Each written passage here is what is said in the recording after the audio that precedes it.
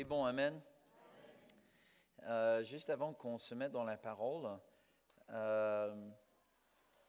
j'aimerais juste faire passer un témoignage.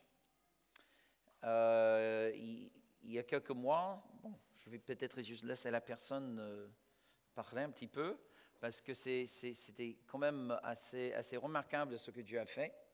Vous savez que, le micro s'il te plaît. Vous savez que très souvent on prie pour les gens. Parfois il y a même des paroles de connaissance, il y a des choses qui se passent.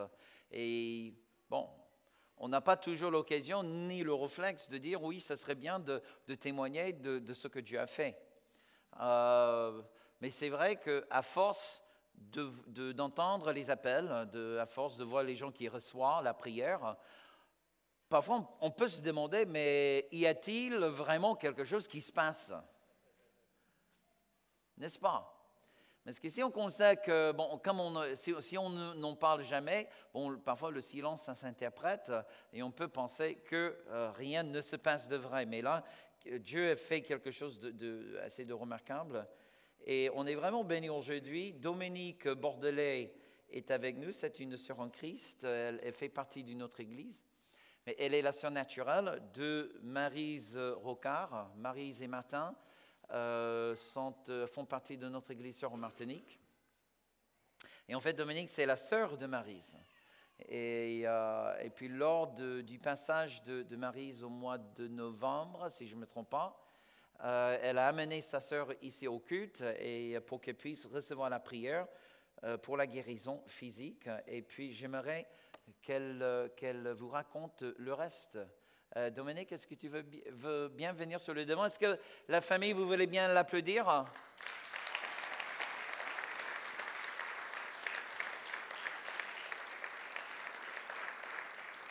Alléluia. C'était quand même assez remarquable. Viens avec moi. C'était assez bien remarquable tout ce que Dieu a fait pour toi, n'est-ce pas? Tout à fait. Donc, tu veux partager un petit peu? Vas-y. Oui. Alors d'abord, bonjour à tous. Je suis très émue ce matin d'être au milieu de vous.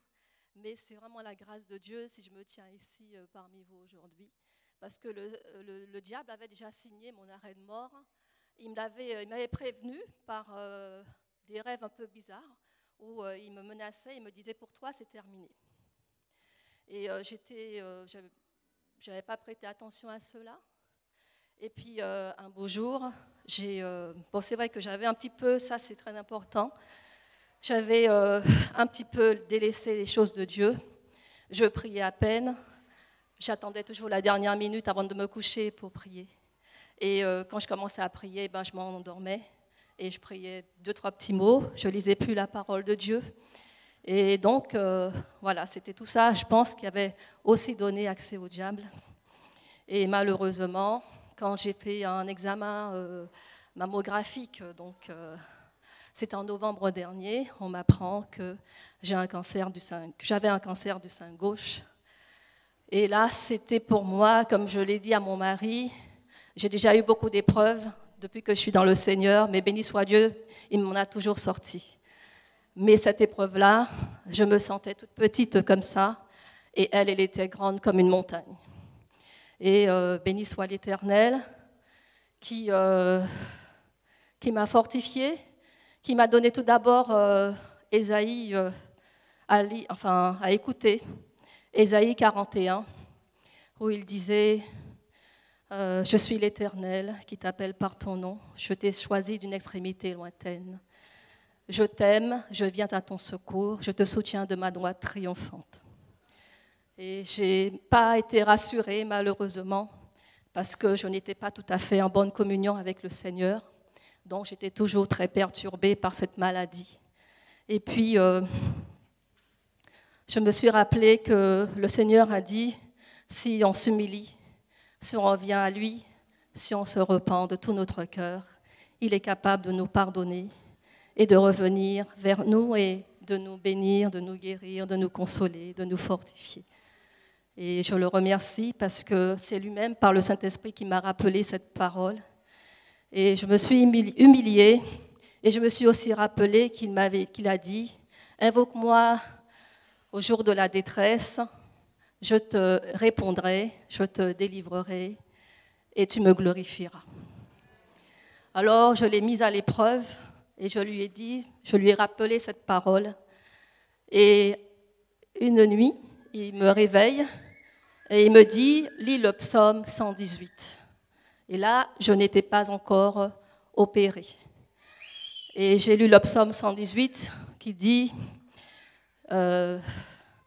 l'Éternel est bon, je louez l'Éternel car il est bon, car sa miséricorde durera toujours.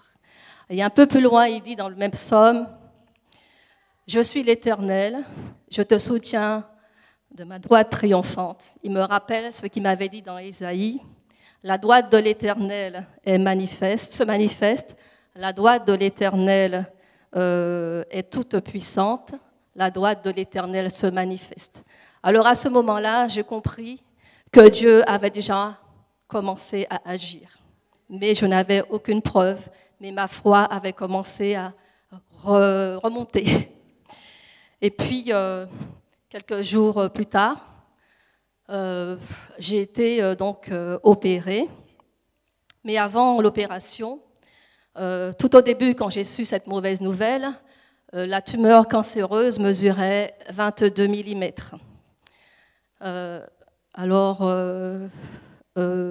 Mais comme Dieu je croyais qu'il m'avait guérie puisque j'étais venue ici, on avait déjà prié pour moi ici, le pasteur, son épouse aussi, et puis tous les bien-aimés ici avaient prié pour moi avant l'opération. Et puis, bien sûr, j'avais fait appel à d'autres chrétiens remplis de foi puisque je fais partie d'une famille chrétienne, ça fait déjà 29 ans que je suis au Seigneur. Et puis, quand je disais Seigneur, le jour où j'ai été hospitalisée, mais c'était la veille de l'opération, j'ai dit Seigneur, tu m'as guéri, je ne sais pas pourquoi tu m'envoies là, mais j'y vais parce qu'il faut y aller. Et de là, ils ont commencé à mettre ce qu'il faut pour opérer la tumeur. Et puis, ils avaient du mal à retrouver. Alors, je leur demande, mais qu'est-ce qui se passe ? Oh, non, c'est rien. Ils me répondent, non, c'est rien, vous inquiétez pas. Bon.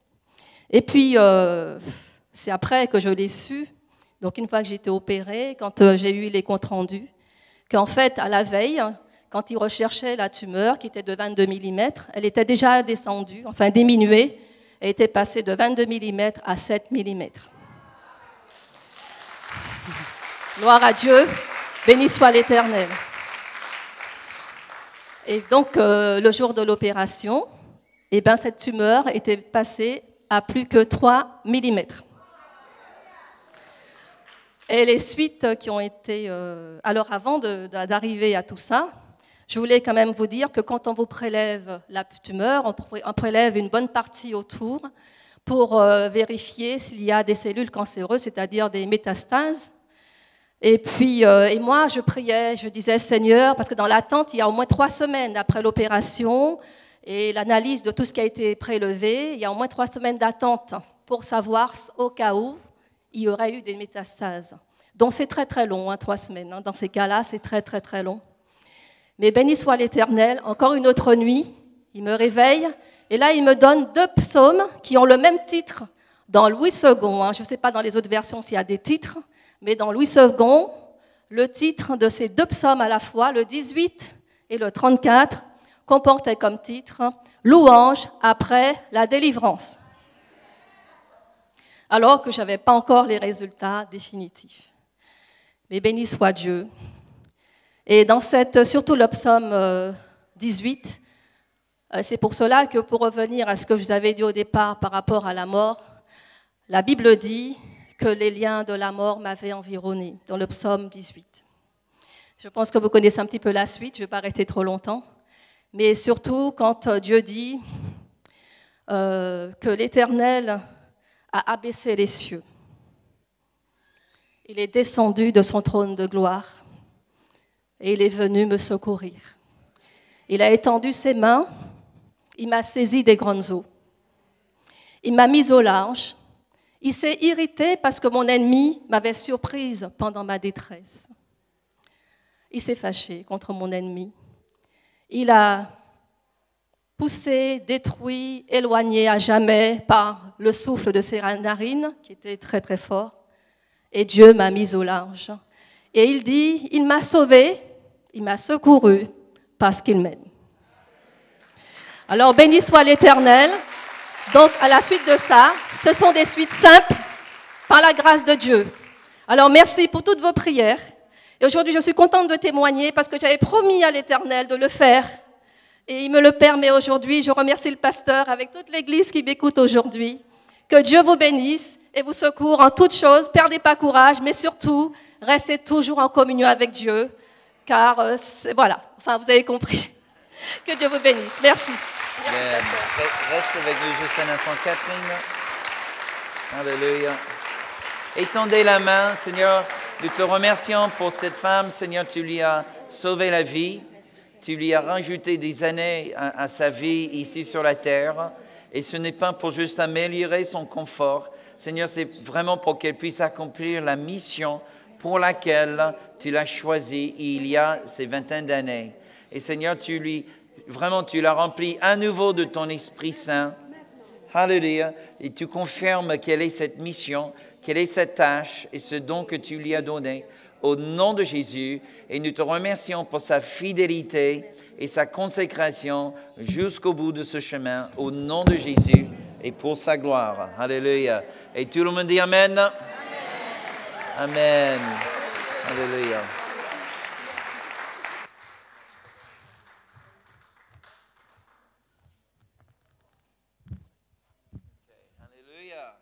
Dieu est bon, amen. Il est même très bon. Et il fait des merveilles. Gloire à Dieu. Et si toi, tu as besoin de miracles, il faut comprendre que Dieu n'a pas de préféré. Il n'a pas de favori. Il aime tous ses enfants de la même manière. Que vous soyez ici dans cette salle, que vous regardez par Internet, Dieu est un Dieu de miracles. Alléluia, amen. Mais chose qu'il faut comprendre, c'est que parfois, on est tellement focalisé sur ce qui nous fait souffrir.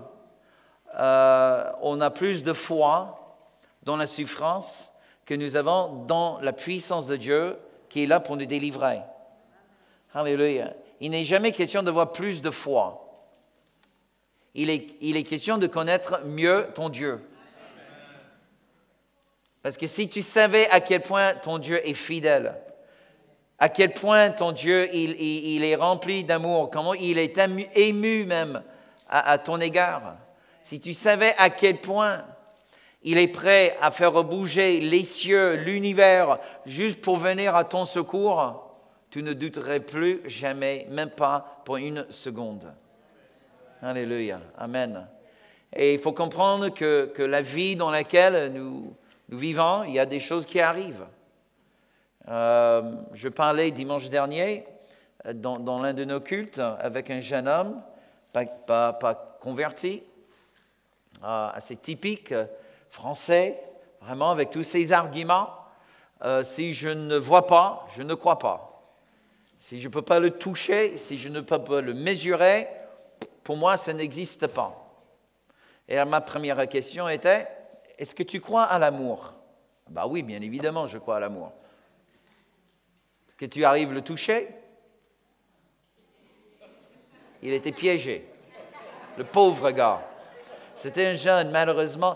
Tu vois, il pensait que c'était la première fois que j'ai entendu la question. Bon, ça fait au moins des dizaines de milliers de fois que j'entends ce genre d'argument.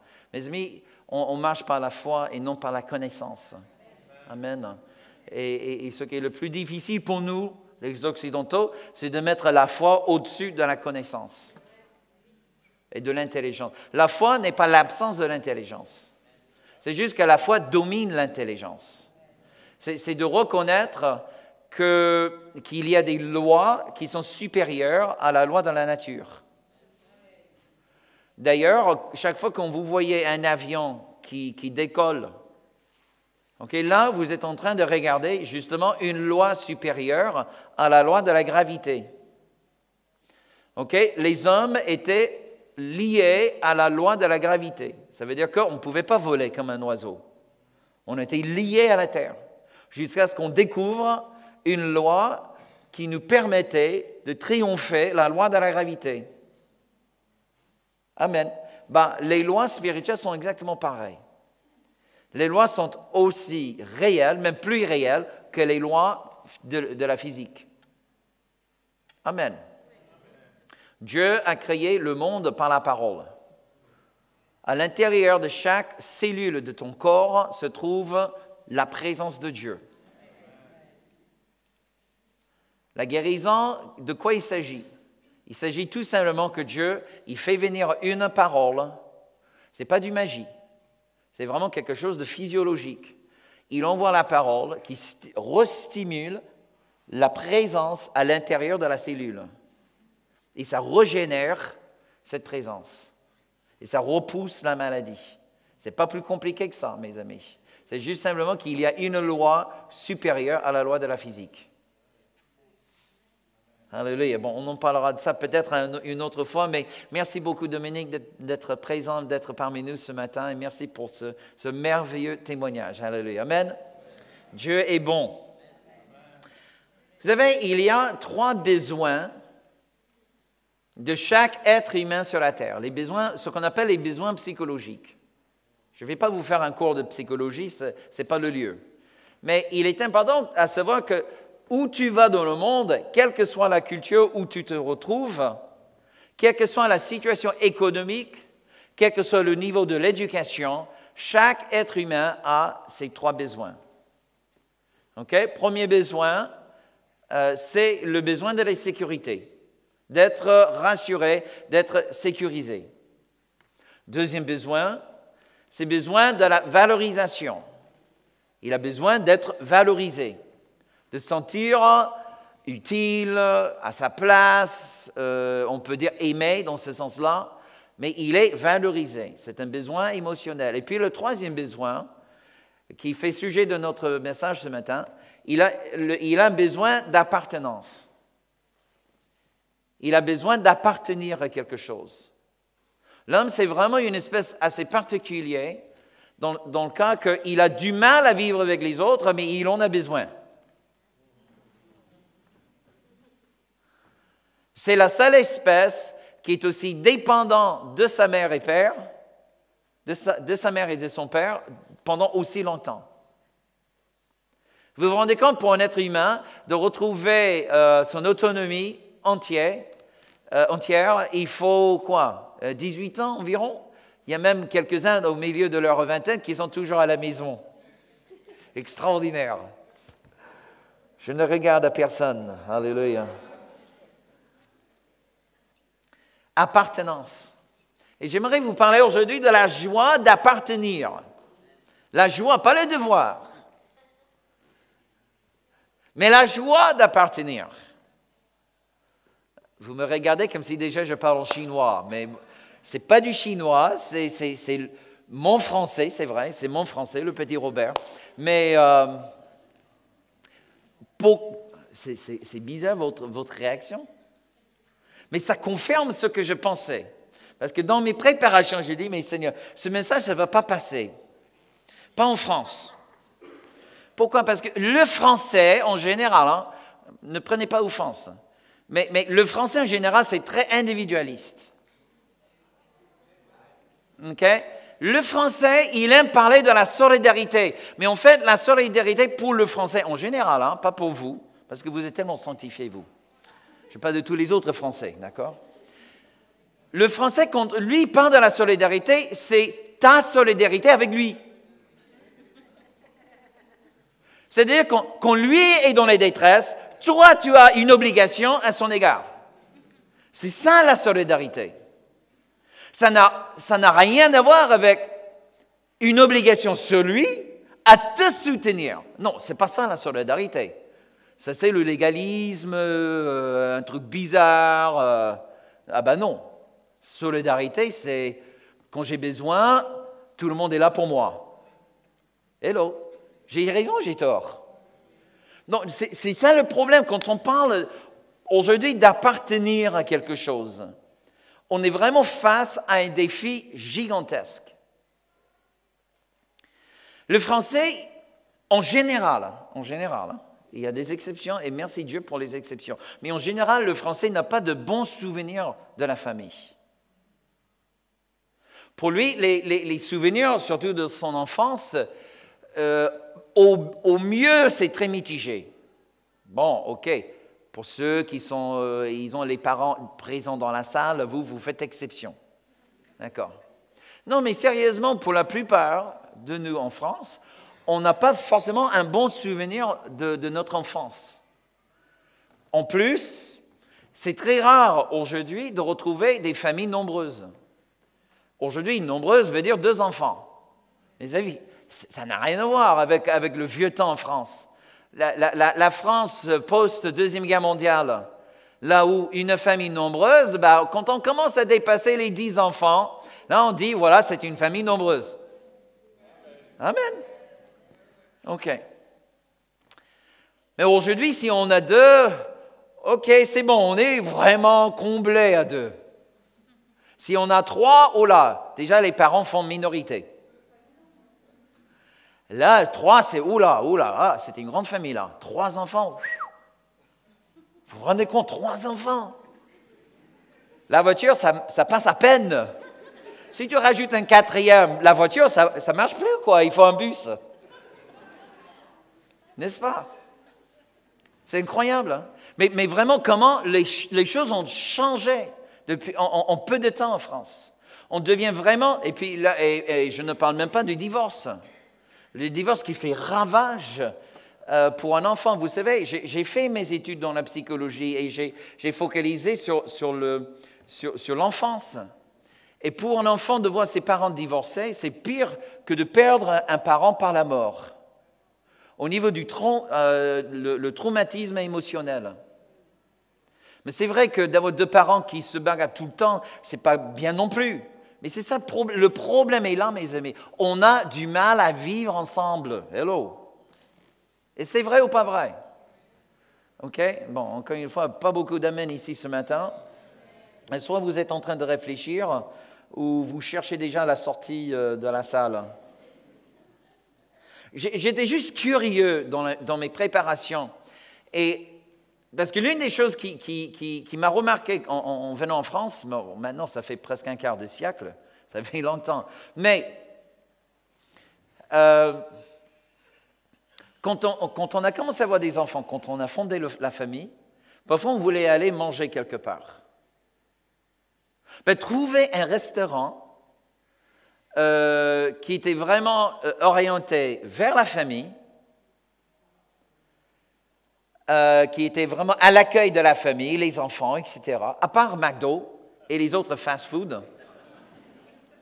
Bonne chance. Bonne chance. Donc, j'ai fait une petite recherche sur l'Internet et j'ai trouvé qu'il y a à Paris aujourd'hui 8 restaurants qui sont spécifiquement classés restaurant familial. Il y en a 8. Moi, j'ai dit déjà, rien que ça, c'est un miracle. Bon, c'est vrai que l'un est un restaurant indien, l'autre, c'est un restaurant thaï. Donc,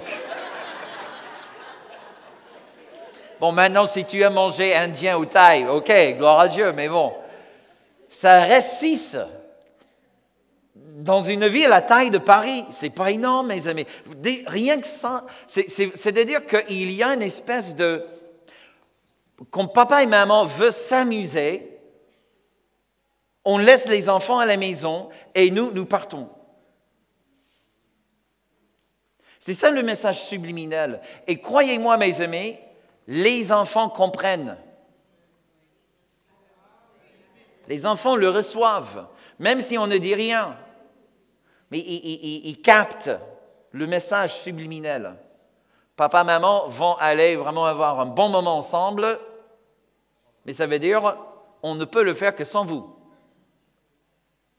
Donc, bon, OK, peut-être il y a des bonnes choses qui se passent en France. Je ne veux pas être vraiment trop négatif sur la culture française. Il y a des bonnes choses, les campings, les sorties de vacances, il y a plein de choses, c'est vrai, OK?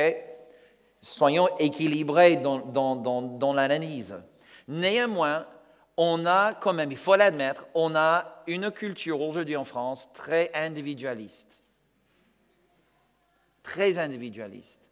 on a du mal vraiment à vivre ensemble. Et en conséquence, la conséquence aujourd'hui, c'est que l'Église devient de plus en plus simplement un rassemblement d'individus qui juste donnent un accord à passer quelques heures en semaine ensemble, et puis après, c'est tout.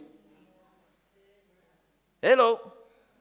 Sauf quand on passe par la crise. Et là, quand c'est moi dans la crise, j'attends à ce que tout le monde se mobilise pour moi. Hello! Le problème, c'est que quand c'était ton frère qui était dans la crise, est-ce que tu t'es mobilisé pour lui? Ah ben écoute, franchement, moi, je n'ai pas le temps. Et je suis à la bonne adresse ce matin. OK. La joie d'appartenir. La joie d'appartenir. Vous savez qu'après la création, après que Dieu a créé l'homme, c'était super comment il a fait. Parce que en Genèse chapitre 1, il dit que Dieu a créé l'homme. Hommes et femmes, il les a créés. Mais Genèse chapitre 2 nous montre dans quel ordre il les a créés. Et en fait, il a créé l'homme bien avant qu'il a créé la femme. Et Dieu lui donne une tâche. Il dit, voilà, l'homme, Adam, voilà ce que je veux que tu fasses. Je veux que tu donnes un nom à tous les animaux sur la face de la terre. Ce n'était pas une petite tâche.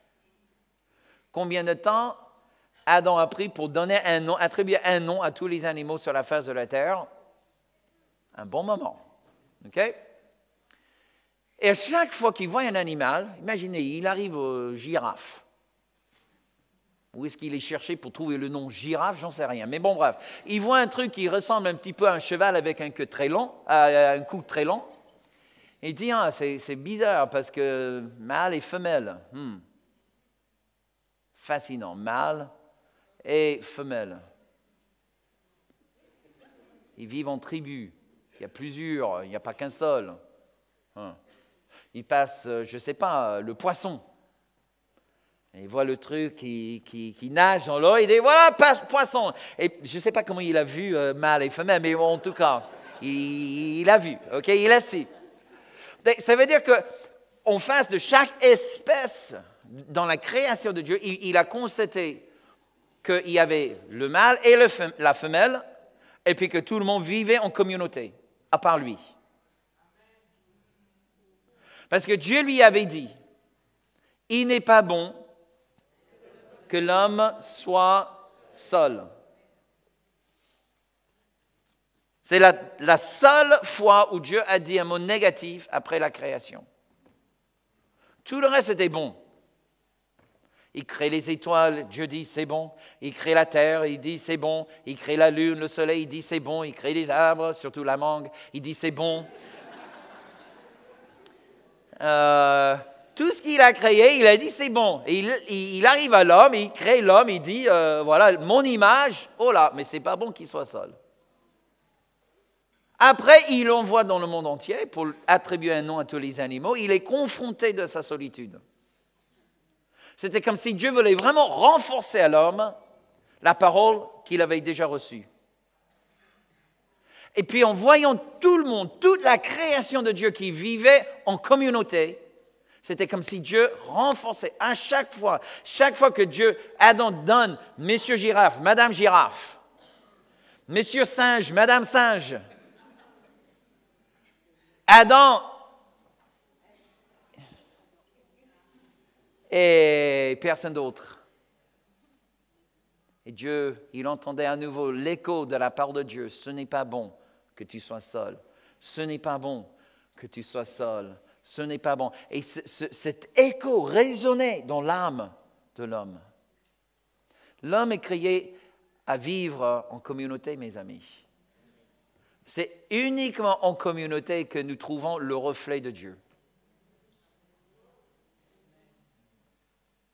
C'est seulement en communauté que nous trouvons le reflet de Dieu. Toi, tu peux avoir une communion avec Dieu, mais toi seul ne peux jamais être au reflet de Dieu sans tes frères et tes sœurs. C'est ainsi que Jean, il a compris cela.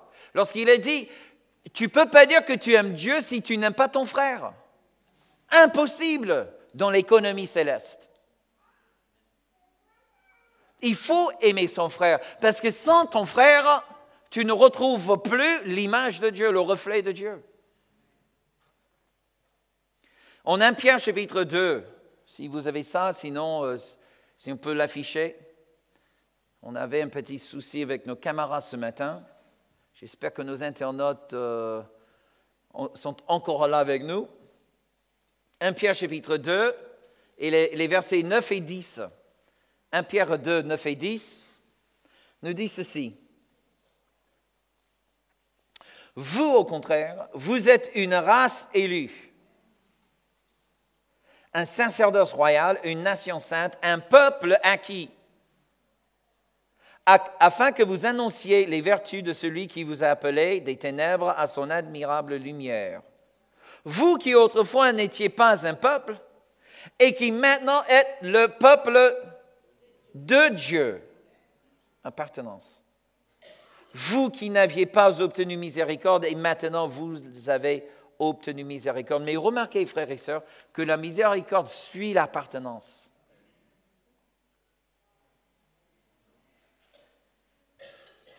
Il ne dit pas, vous étiez un peuple sans miséricorde, maintenant vous avez reçu, et vous êtes le peuple de Dieu.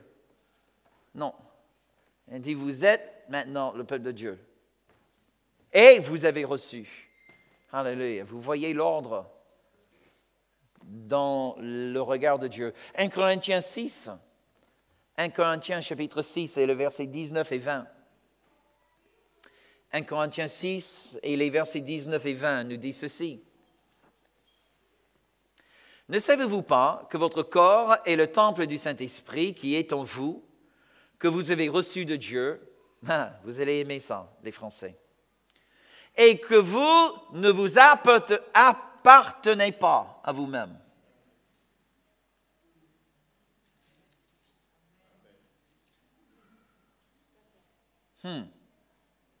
Ça fait un petit peu bizarre de penser qu'on appartient à quelqu'un d'autre.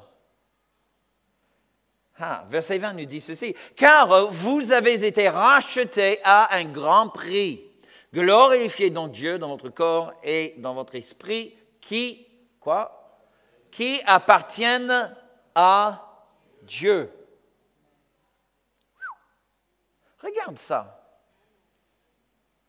Tu te rends compte, ce n'est plus ma main. Cette main appartient à Dieu. Bizarre. Pourtant, c'est attaché à mon bras. Ce n'est plus vraiment mon bras. Mon bras appartient à Dieu. C'est bizarre parce que c'est attaché à mon torse. Non, ce n'est même plus à moi. En fait, tout appartient à Dieu. Parce que tout a été racheté. Regarde maintenant le corps de la personne à côté de toi. Tu te rends compte, ce corps ne t'appartient pas. Ce corps appartient au Saint-Esprit. Hello. Maintenant, dans l'alliance du mariage, le corps de la femme appartient, mais c'est prêté en quelque sorte. OK? C'est un cadeau du Père Céleste à son mari, et puis en contrepartie, le corps du mari appartient à sa femme. C'est un cadeau de mariage. En dehors du mariage, pas de cadeau.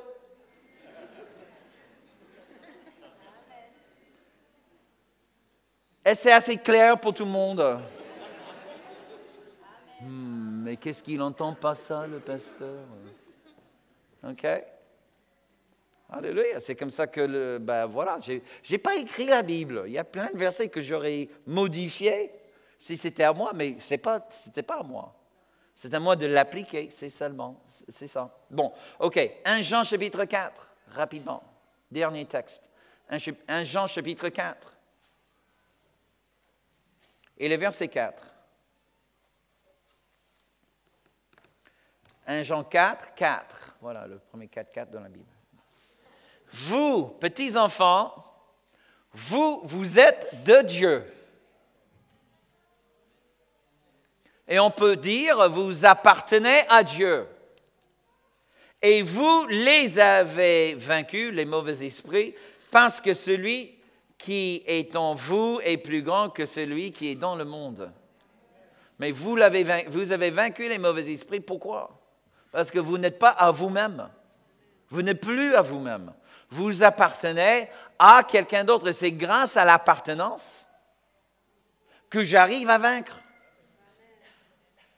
Ce n'est pas une question de ma volonté.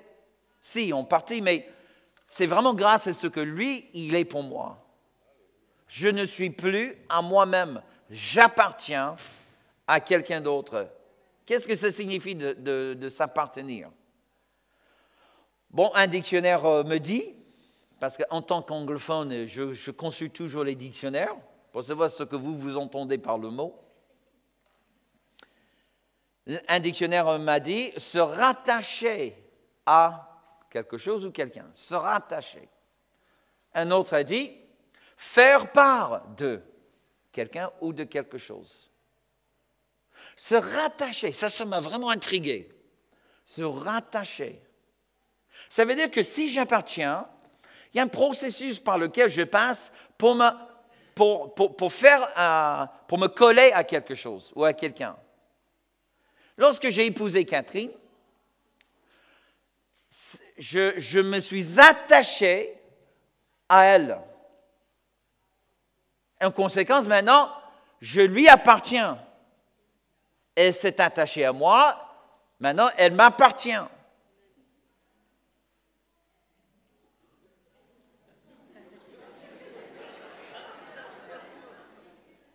Qu'est-ce que j'ai dit là? Il me regarde bizarrement, Pasteur Jean-Pierre.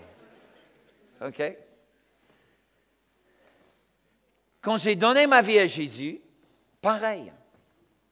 J'ai pris une décision, non pas juste simplement de recevoir le salut qu'il m'a promis, de recevoir le pardon qu'il m'a offert, de recevoir la vie éternelle qu'il a pourvue pour moi grâce à la croix de Calvaire. C'était une décision de m'attacher à lui. J'ai dit, je me colle à Jésus. Où il va, j'y vais. Ce qu'il fait, je fais. Ce qu'il dit, je dis. Ma vie est désormais à lui. Pas à moi, mais à lui. C'est ça, mes amis. C'est ça d'être un enfant de Dieu. Ce n'est pas juste croire en Dieu. Ce n'est pas juste reconnaître Dieu, tu existes et tu as fait plein de choses pour moi. Tu es comme une espèce de Père Noël qui vit non pas sur le pôle Nord, mais dans les cieux. Non, non, non, non, non. Il devient pour moi un père à qui je m'attache. Je veux faire partie de lui et je veux qu'il fasse partie de moi. Vous êtes toujours avec moi ce matin.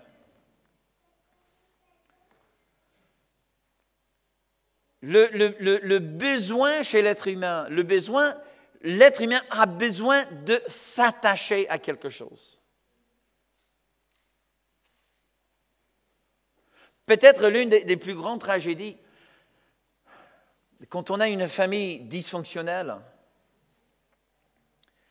les enfants instinctivement cherchent à s'attacher aux parents. C'est la chose la plus instinctive et la plus intuitive chez un enfant. Il veut s'attacher aux parents.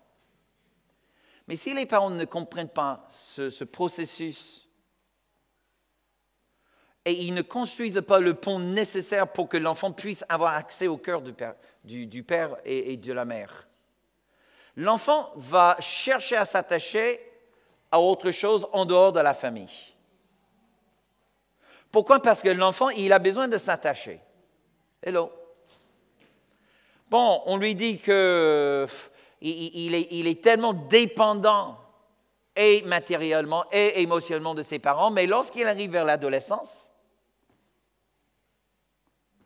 si son âme n'est pas encore comblée dans le socle familial, hello, là, à partir de l'adolescence, lorsqu'il commence à trouver son indépendance et son autonomie, là, il va chercher l'attachement ailleurs.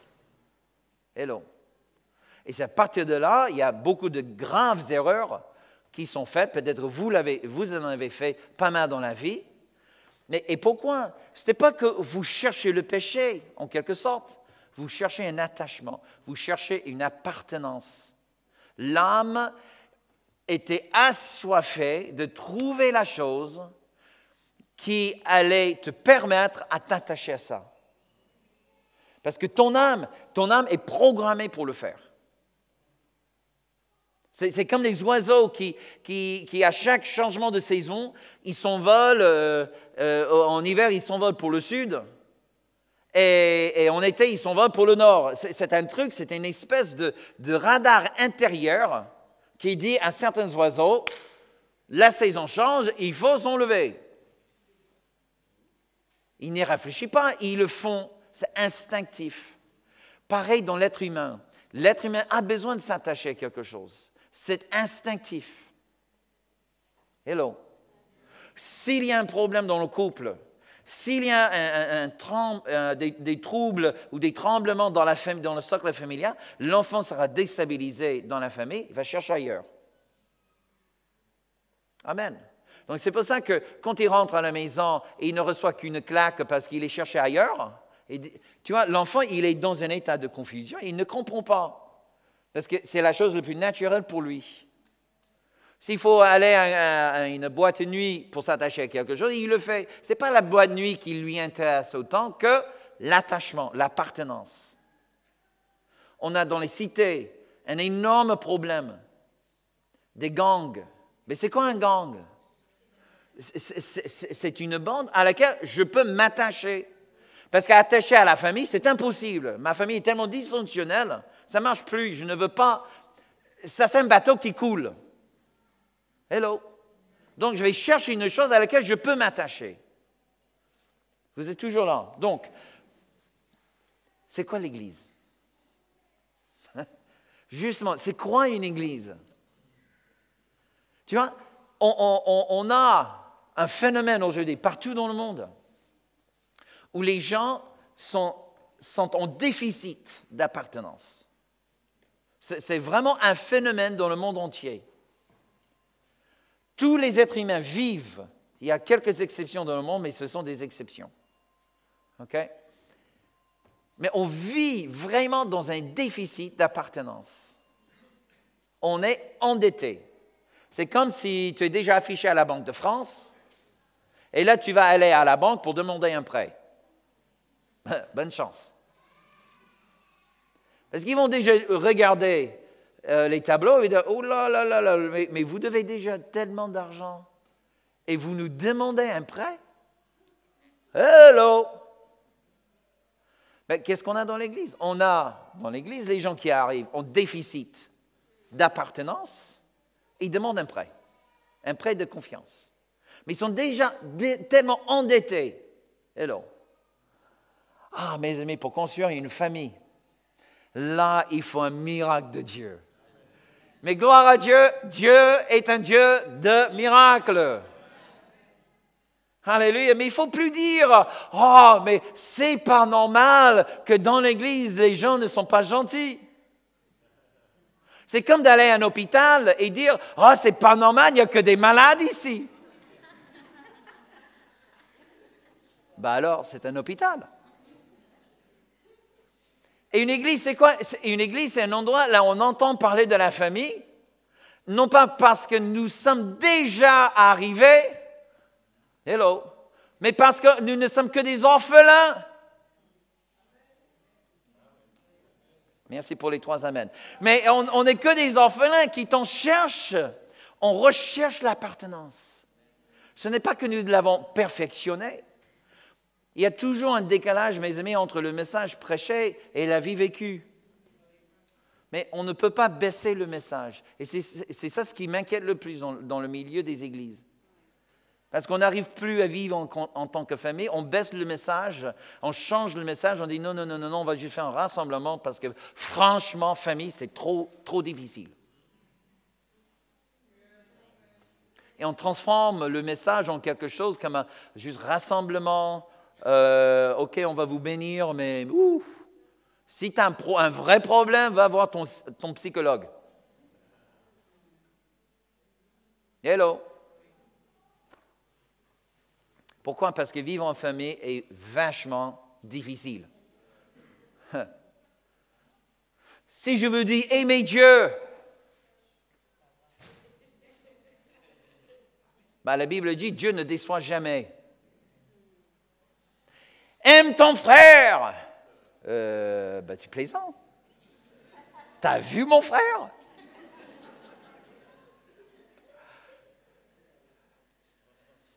Appartenance.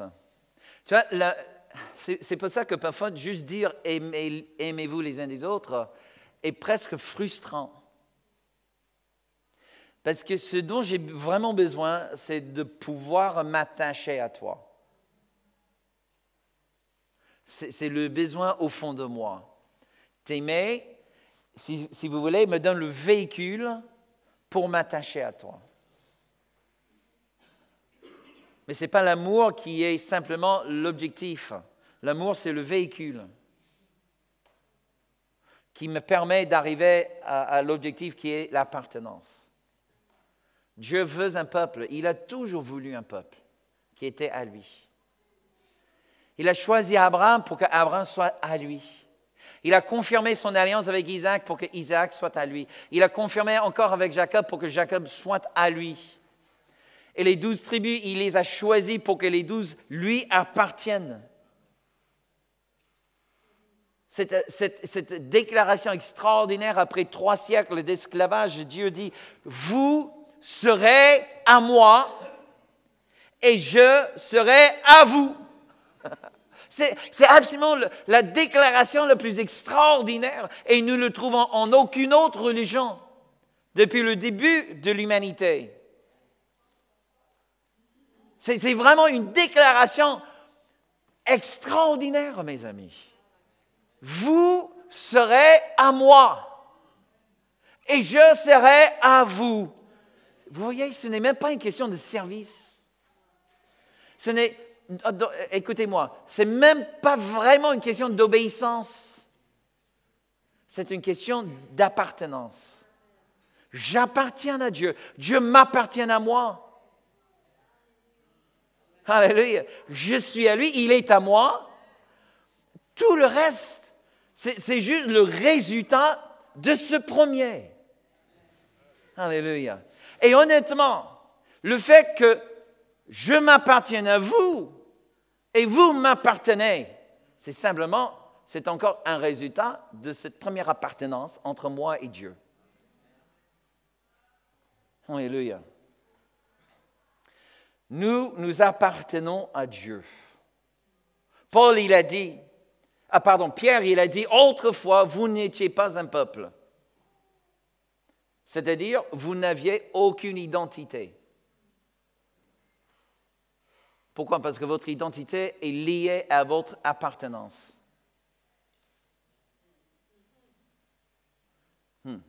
Votre notion, la notion que vous avez au fond de toi, est liée à l'appartenance. Je n'ai pas trop compris cela quand j'étais jeune, mais un jeune papa. Néanmoins, je regardais l'impact quand je disais à mes enfants, écoutez mes enfants, vous êtes des Baxter. Et ça veut dire quelque chose. Nous avons reçu un héritage de Dieu, et cet héritage vous appartient. Et c'est extraordinaire. Bon, c'est vrai que lorsqu'elles étaient tout petites, elles ne comprenaient pas trop, mais à travers le temps, à force de l'entendre, cela a renforcé une identité chez elles. Et en conséquence, elles n'avaient pas besoin de chercher cette identité ailleurs. Parce qu'être un Baxter, ça veut dire quelque chose. Vous appartenez à quelque chose. Hello? Si vous voulez, le mot chrétien, exactement la même chose. Dieu dit de nous, pas serviteur, il dit chrétien, c'est-à-dire petit Christ. C'est-à-dire tu appartiens à Christ et Christ appartient à vous. Voilà votre identité. Vous n'appartenez plus à X, Y et Z. Non, aujourd'hui, vous appartenez à Christ.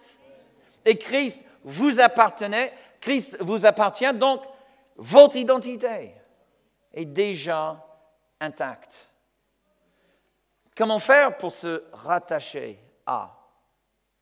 Rapidement, cette chose, et on termine avec cela. Numéro 1, il faut se renoncer à une part de votre indépendance. Merci. Quel enthousiasme dans cette salle, mais vraiment, je sais, au fond de vous, vous voulez vous mettre sur les chaises, crier « Ouais, on est d'accord, ouais, on y va !» Yeah, OK, bon.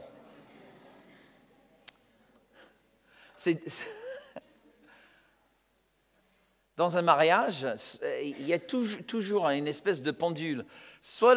Parce qu'on a du mal à vivre ensemble et on ne sait pas vraiment comment le faire. Donc, en conséquence, il y a toujours deux énormes extrêmes. Soit on devient codépendant. Ça veut dire que je ne peux pas vivre ma vie sans toi. C'est dangereux, ça. OK? S'attacher à ne veut pas dire « Oh, sans toi, je ne peux. Je mourrai sans toi. » Hein? Ah ben non. Je ne mourrai pas sans toi. Hello? Je me suis attaché à Catherine, mais Catherine, ce n'est pas le Saint-Esprit. Presque, c'est vrai.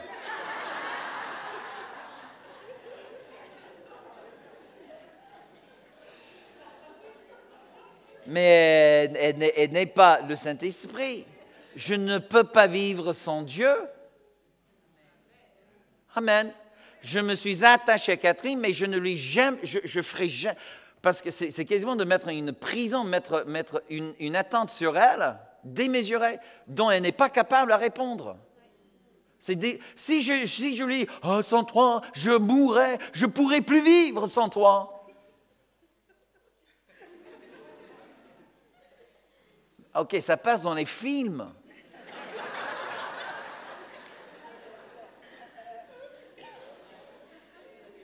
Regardez comment ces acteurs vivent dans la vraie vie.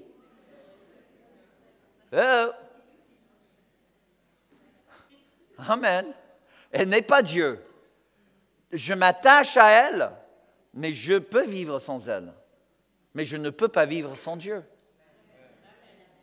Amen. Mais pour que mon attachement marche, il faut que je renonce à une bonne partie de mon indépendance. Ça, c'est l'autre problème, l'autre piège. L'autre piège, c'est on se marie, mais c'est juste de deux individus, deux indépendants qui vivent sous le même toit et qui partagent à les limites le même nom de famille. Mais ce n'est pas s'attacher à. Ce n'est pas de faire partie de quelqu'un. OK? Tu ne peux pas t'attacher à quelqu'un sans lâcher un peu de ton indépendance. Impossible. J'aimerais que ça soit, mais bon, ça ne marche pas. 2. Oh là là là là, 2. Gigantesque numéro 2. Gigantesque. Tout le monde dit gigantesque. OK? Préparez-vous. C'est colossal. Il faut découvrir quels sont les besoins que l'autre peut combler et les besoins que l'autre ne peut pas combler.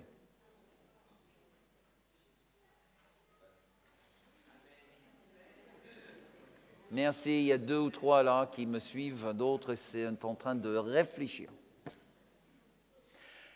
Très tôt, mes amis, il faut découvrir quels sont les besoins que l'autre en face peut combler et les besoins que l'autre... Tu ne peux pas demander à un poisson de voler. Hello. Tu ne peux pas te mettre au bord de la mer et dire, mais quand même, c'est pas normal que ce poisson ne vole pas. Hé, toi! Je veux que tu voles. Tu peux vouloir tout ce que tu veux, mais ça ne va pas faire voler ce poisson. Et surtout dans le mariage, il y a parfois des attentes qui sont complètement démesurées. On place certaines attentes sur l'autre que l'autre n'est en aucun cas capable à répondre. Hello. Et le plus vite que tu fasses cette analyse et décider, OK, il est capable de répondre à ça ou elle n'est pas capable de répondre à ça. C'est parfois une analyse, il faut être un peu mature. Hello. Un peu stable dans la tête. Hello. Amen. Et te rappeler que l'autre en face n'est pas Dieu. C'est un être humain avec autant de faiblesses que toi, peut-être même moins que toi.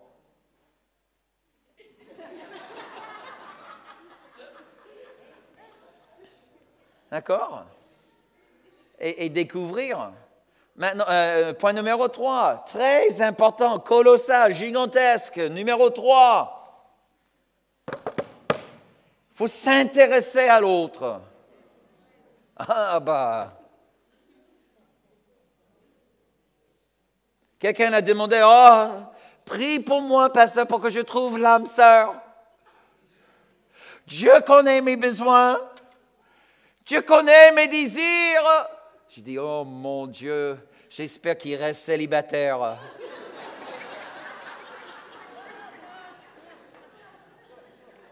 Tu n'es pas prêt à te marier, franchement. Tu cherches ta maman, tu ne cherches pas ta femme. Et mes sœurs, on n'épouse jamais quelqu'un de ce genre. Amen.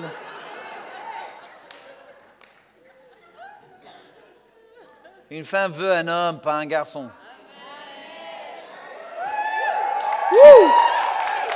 Waouh! Là, j'ai eu une réponse, là.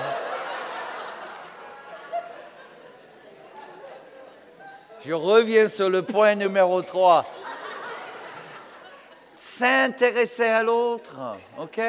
Ne regarde pas juste toujours ton nombril et disant, mais pourquoi tout le monde n'est pas aussi intéressé sur moi que je suis sur moi-même?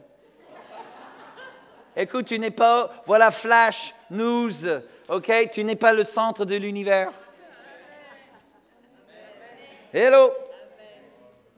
Tu n'es pas au centre de l'univers. Dieu est au centre de l'univers. Maintenant, si vraiment il y a quelque chose, tu veux vraiment t'attacher à quelqu'un, ben, s'intéresse-toi à lui. Ne cherche pas à l'obliger ou l'inspirer à s'intéresser à toi. Ça ne marche pas de toute manière. OK? S'intéresser à l'autre. Qu'est-ce qu'il aime faire? Qu'est-ce qu'il aime manger? Etc., etc., etc. Numéro 4, il faut qu'on aille un peu plus vite. Créer une nouvelle communauté avec l'autre. Créer une nouvelle communauté avec l'autre. Vous savez que chaque fois, même dans une famille nombreuse, chaque fois qu'il y a un nouveau enfant qui arrive, les dynamiques de la famille changent. C'est plus la même famille qu'avant. Il faut que tout le monde dans la famille comprenne. Toi, tout seul, quand tu te maries à quelqu'un, les dynamiques de ta vie changent d'office. Tu n'es plus la même personne qu'avant. Hello?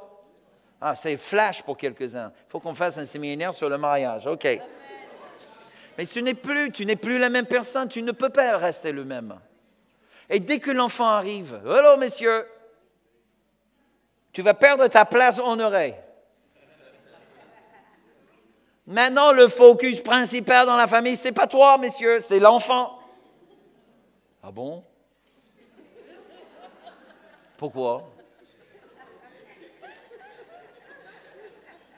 Pas normal, ça. Eh bien, si, c'est normal. Et c'est comme ça. Alléluia. Tes parents l'ont vécu, maintenant c'est à toi de le vivre. T'inquiète, tu vas bien semer dans l'enfant, parce que l'enfant va grandir, il va vivre la même chose. Alléluia, amen. C'est le cycle de la vie. Alléluia, amen. Chacun, pendant quelques années de sa vie, passe au centre de l'univers des parents. Mais ça ne dure que quelques années. Et c'est pendant la période où on n'a aucun souvenir. Je ne sais pas pourquoi Dieu l'a fait comme ça, mais bon. 5. Marcher selon la cadence de l'autre. Marcher selon la cadence de l'autre. Ça, c'est difficile. Mais dans un groupe nombreux, il faut toujours trouver la personne qui marche le plus lent. Il faut marcher avec lui. Amen. Ce n'est pas le maillon faible, c'est parfois le maillon le plus fort. C'est juste qu'il a une cadence différente que les autres. Il faut trouver sa cadence à lui. Sinon, le groupe ne reste pas intact. OK? Et franchement, quand on était en Israël, avec 54 personnes dans le groupe, c'était le plus dur. Et je me rappelais, oui, OK, la cadence de la personne le plus lent.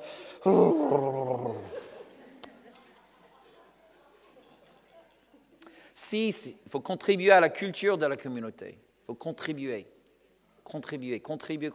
Rajouter la valeur. Et puis 7 pour terminer.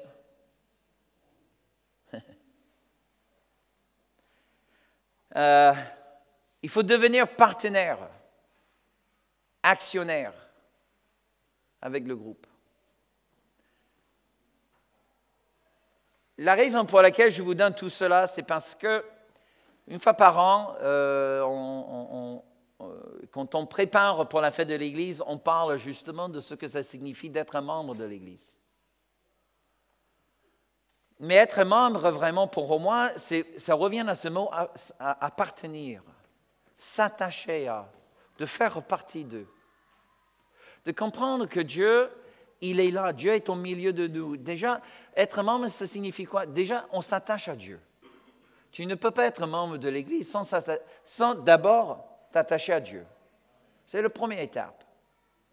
Parce que tout le reste coule de cet attachement, cette appartenance. Deuxième, il faut s'attacher à la vision, la direction, les valeurs de l'Église. Même si on ne connaît pas exactement où va tout le monde, mais on s'attache à ça. Quand on était en Israël avec les 54, croyez-moi, malgré le fait qu'on avait bien détaillé le planning tous les jours, la plupart des gens qui montaient l'autocar n'avaient aucune idée où on allait pour le jour, pendant la journée. C'était juste parce qu'ils faisaient partie du groupe, le groupe montait le bus. Bon, je monte le bus. Il est temps de partir. Hello, n'est-ce pas? Surtout au bout de quelques jours, on est fatigué, on dit ok, je vais où moi? Ok, encore des pierres. Cette pierre était bâtie par un gars qui est mort. Ah, fascinant. Ici, c'est une autre pierre bâtie par un autre gars qui est mort maintenant. Dieu a fait de grandes choses. Et puis, à un moment donné, on arrive à un endroit, là, un état d'esprit, là, où juste, OK, où est le bus? Et à quelle heure il part? Voilà. Donc, quand même, c'est un peu plus intéressant, mais croyez-moi, au bon matin, il y a à peu près ça comme état d'esprit. Mais on s'attache à la vision, on s'attache à la direction, au mouvement. Amen. On va quelque part. Tu ne peux pas venir ici ayant déjà une idée où tu veux aller, avec une attitude où que va l'Église, ça ne m'apporte rien du tout. Je viens simplement pour manger ici, mais pour faire mon truc ailleurs. Ce n'est pas s'attacher à. C'est d'essayer de transformer la famille en cafétéria. Et on n'est pas un self. On est un Christ. Alléluia, amen. Donc, et quand tu viens ici, il faut de temps en temps faire les vaisselles. Ah bon? Ah ouais. Waouh. 3, il faut s'attacher aux frères et sœurs ici.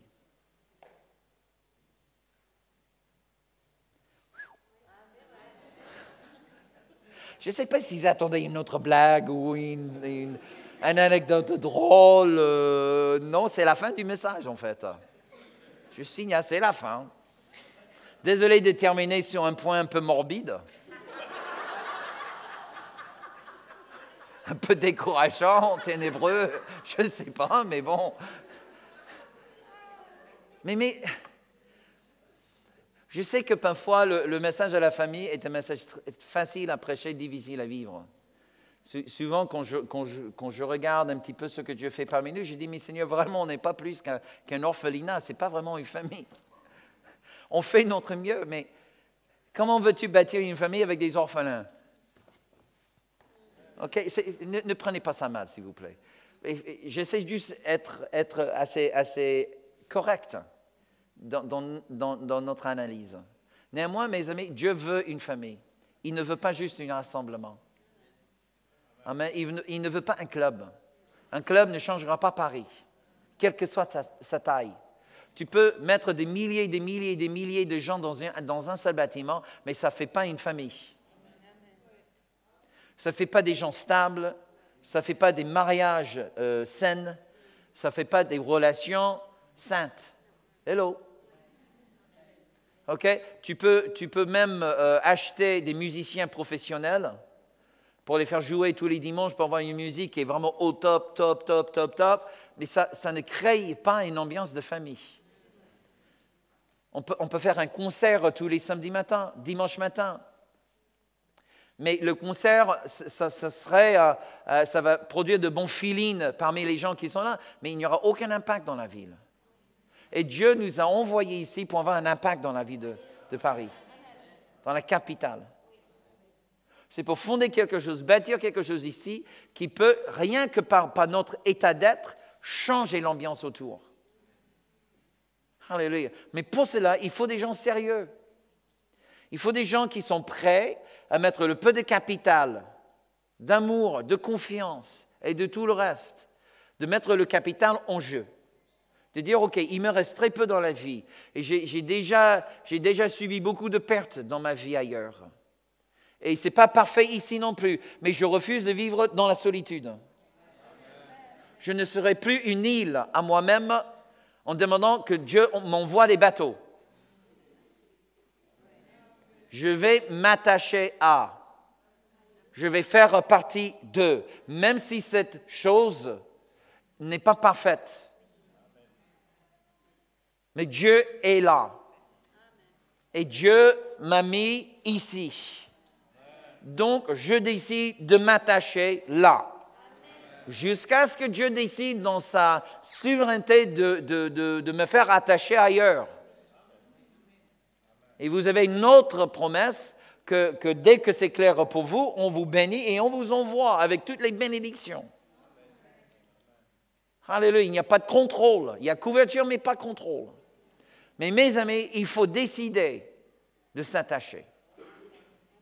Il faut décider, alléluia, d'appartenir.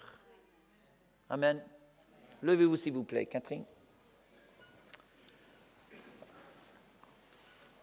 Dimanche prochain, je continue. Ce serait plus court dimanche prochain.